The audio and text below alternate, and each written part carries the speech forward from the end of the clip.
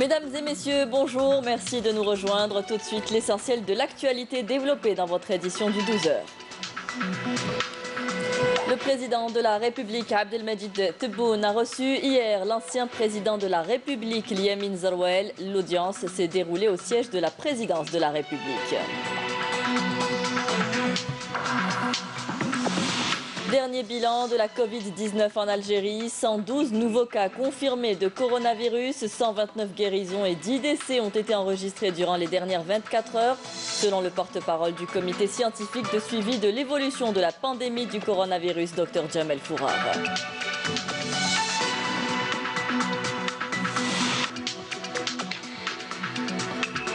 Il est désormais obligatoire de porter le masque sur la voie publique. Les automobilistes y sont également contraints. Une infraction aux mesures de prévention et de lutte contre la propagation de la pandémie risque de vous coûter très cher.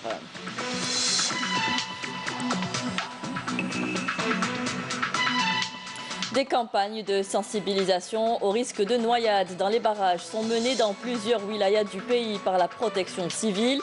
Chaque année, de nombreux décès sont malheureusement enregistrés au niveau des retenues collinaires. Bienvenue à tous. Le président de la République, Abdelmadjid Tebboune, a reçu hier l'ancien président, le Moudjahed Liamin Zerouel.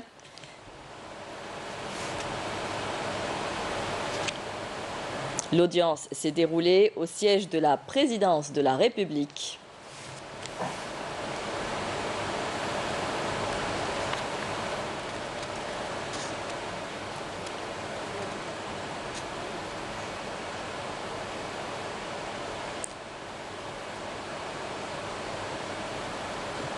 Le Moudjahed Liamin Zerouel, qui a tenu à rendre une visite amicale au président de la République, eu égard aux liens solides et de longue date existants entre eux, empreints d'amitié et de respect mutuel.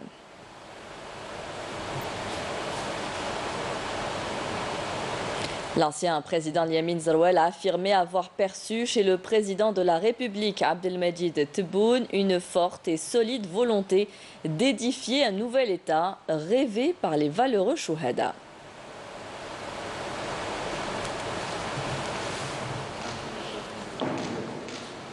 Je vous propose d'écouter sa déclaration au sortir de l'audience qui s'est déroulée au siège de la présidence. بسم الله الرحمن الرحيم.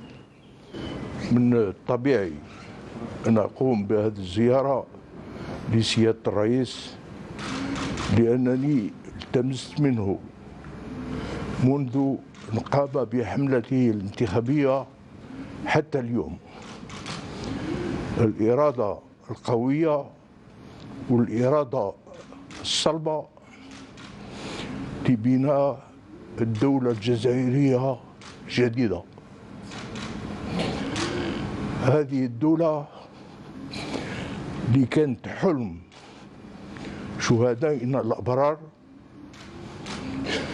واللي ندى بها الملايين من الجزائريين والجزائريات أثناء قيامهم بثورتهم السلمية والفريدة من نوعها.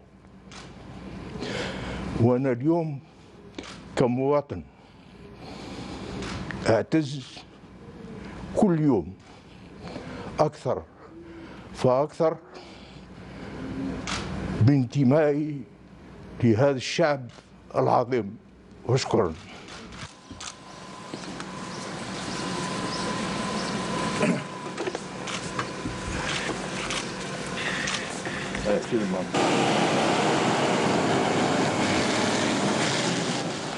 Au volet santé, je vous le disais, un titre, 112 nouveaux cas confirmés de coronavirus, 129 guérisons et 10 décès ont été enregistrés selon les derniers chiffres rapportés hier par le porte-parole du comité scientifique de suivi de la pandémie. Je vous propose d'écouter la déclaration de Dr Fourar. Pour les principaux indicateurs au cours des 24 dernières heures, nous avons enregistré 112 nouveaux cas, 129 cas guéris, 39 patients en soins intensifs et 10 décès. Avec l'enregistrement de 112 nouveaux cas, le total cumulé de cette pandémie en Algérie depuis le début à ce jour est de 11 031 cas, soit une moyenne de 25 cas pour 100 000 habitants. Et nous voyons que 12 wilayas n'ont pas enregistré de nouveaux cas au cours des 24 dernières heures. Pour ce qui est des décès, nous avons encore malheureusement enregistré 10 nouveaux décès, ce qui porte le total cumulé des décès à 777, sachant que 75% des cas sont âgés de 60 ans et plus et que près de 70% ont une maladie chronique associée. Pour les patients guéris qui ont quitté les établissements hospitaliers, le total est de 7 735, dont 129 ont quitté les hôpitaux guéris durant les 24 dernières heures. Concernant les patients qui ont bénéficié du protocole thérapeutique en vigueur à ce jour, leur nombre est de 22 539. Et pour ce qui est des patients en soins intensifs, nous avons actuellement 39 patients en soins intensifs. Il est toujours important de rappeler que le port obligatoire du masque de protection est un devoir national et également un comportement responsable afin de réduire la circulation du virus en Algérie. Pour réduire donc la propagation du virus, comme vous venez de l'écouter, une des mesures barrières préconisées, le port du masque. Ce dispositif préventif obligatoire s'applique à tous ceux qui circulent sur la voie publique et par conséquent aussi pour les automobilistes. Une décision contestée par de nombreux conducteurs. Il n'empêche que l'on s'expose à une amende conséquente en cas de non-respect de cette mesure. Mounana Welhamoudi. Décrété obligatoire sur la voie publique, le port du masque l'est également, même si l'on est seul dans son véhicule. Une véritable contrainte pour certains automobilistes qui trouvent que cette décision est exagérée, voire inutile à l'intérieur du véhicule. J'ai un problème d'asthme et le masque m'étouffe.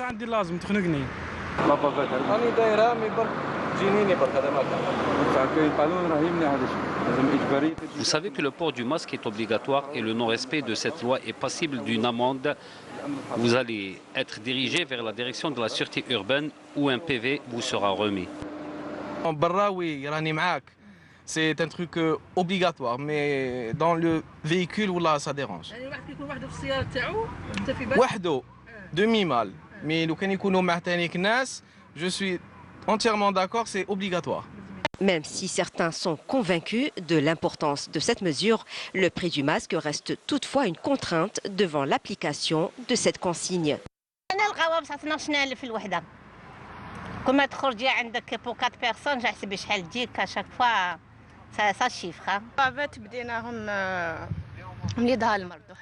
Je respecte la mesure du port du masque ainsi que les gestes barrières et ce depuis le début de la pandémie. Le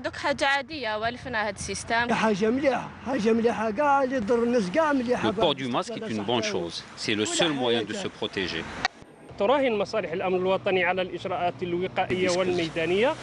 Les services de la Sûreté nationale misent beaucoup sur les dispositions de prévention et les mesures coercitives. En témoigne le nombre important d'amendes adressées aux contrevenants pour non-respect du port du masque. Pour l'heure, plus de 17 000 amendes ont été enregistrées. Même si les automobilistes considèrent que l'intérieur de la voiture relève de l'espace privé, la mesure reste stricte et obligatoire. Pour d'autres, le port du masque doit être suivi avant toute sanction d'une large disponibilité à des prix raisonnables. Nos compatriotes rapatriés depuis la Tunisie et mis en quatorzaine dans une station thermale à Guelma sont pris en charge dans de bonnes conditions. Aucun cas de contamination n'a été enregistré pour l'heure. Walid Yousfi. C'est dans cette station thermale de Guelma que 199 Algériens rapatriés depuis la Tunisie sont mis en quarantaine. Pour l'heure, aucun cas positif n'a été enregistré. Ils pourront rejoindre leur famille une fois la période de confinement levée. Dieu merci, jusqu'à présent, nos compatriotes ne présentent aucun symptôme de la maladie. Nous poursuivons l'opération de suivi jusqu'à la fin de la période d'observation prévue pour mardi. Nous sommes partis en Tunisie pour effectuer un suivi médical pour le traitement de ma fille. Une fois terminé, un groupe de personnes nous a accueillis dans leur domicile jusqu'à ce que le consulat nous ait appelés. Des étudiants ou doctorants pour la majorité, tous ont profité de cette quatorzaine pour avancer dans leurs études et leurs travaux de recherche. Nous avons expliqué aux responsables qu'on avait des recherches universitaires à faire. Ils ont mis à notre disposition cet espace de recherche. Nous pouvons étudier ici tranquillement pour plus de rendement. Nous nous sommes habitués à ces lieux. Il n'y a pas de différence pour nous d'étudier ici ou à domicile. La quarantaine de ces Algériens se déroule dans une ambiance de calme et de convivialité, et ce, sous le contrôle des équipes médicales mobilisées en cette période de pandémie. Chaque année, des campagnes de sensibilisation sont organisées par la protection civile en collaboration avec les autorités locales sur les risques de noyade dans les barrages et les retenues collinaires. 7 cas de décès par noyade en mer et dans des réserves d'eau ont été enregistrés ces derniers jours dans plusieurs wilayas du pays selon la protection civile. Nassima Imloul. Ce sont là des exercices de simulation pour le sauvetage des victimes de noyades dans les barrages organisés par les éléments de la protection civile à Oued Safi, situé dans la daïra de Swaghi, chef-lieu de Médéa. في ظل الحجر الصحي والكونفينمون هذا راهي زادت توسعت لانه كما تعرفوا كانت الدوله يعني متكفله. En cette période de confinement sanitaire, les baignades dans les barrages se sont multipliées, surtout que la prise en charge des jeunes pour la saison estivale dans le cadre du plan bleu n'est plus opérationnelle malheureusement. Le nombre de victimes a doublé. حوادث يعني غرق من هذا النوع كاين اللي نوصلوا بهم كاين اللي للاسف الشديد يتوفوا. Suite aux nombreux cas de décès enregistrés chaque année, des campagnes de sensibilisation sur les dangers et risques de la baignade dans les barrages et retenues collinaires sont lancées chaque saison estivale. L'objectif de cette campagne est de sensibiliser les jeunes d'abord et l'ensemble de la société civile sur les risques de la baignade dans les barrages. Cette opération initiée par la protection civile a été saluée par l'ensemble des citoyens et le mouvement associatif. Son succès exige une large solidarité et la collaboration des différents services. Plusieurs campagnes de sensibilisation ont été menées aussi bien par la Sûreté nationale que par la direction de la protection civile. Mais nous n'arrivons pas à retenir nos enfants. Pour cela, nous lançons un appel aux autorités communales pour réaliser une piscine municipale. Nous saluons ce genre d'initiative qui dénonce le risque et les dangers de la baignade dans les barrages pour diminuer le nombre de noyades. La campagne qui doit se poursuivre jusqu'à la fin de la période estivale est axée autour des villages situés à proximité des barrages et des retenues collinaires, puits et autres points d'eau en vue de sensibiliser les riverains sur les dangers liés à la baignade dans ces lieux à risque. Cette période de confinement a eu des conséquences sur de nombreux secteurs. Algérie Post appelle d'ailleurs ses clients à aller récupérer leurs cartes Dahabia qui s'entassent dans les bureaux. Sachez que les cartes expirées sont automatiquement refabriquées et expédiées vers les bureaux de poste suivant l'adresse du client associé à son dossier CCP. Amel Bouarba. Plus d'1,5 million de cartes monétiques Dahabia sont accumulées dans les bureaux de poste. Leurs détenteurs ne se sont pas déplacés pour les retirer, la plupart n'étant pas informés de leur disponibilité. J'ai récupéré ma carte 1 mois et demi après avoir introduit une demande. En revanche, mon ami ne l'a toujours pas récupérée. Cela fait plus de 7 mois.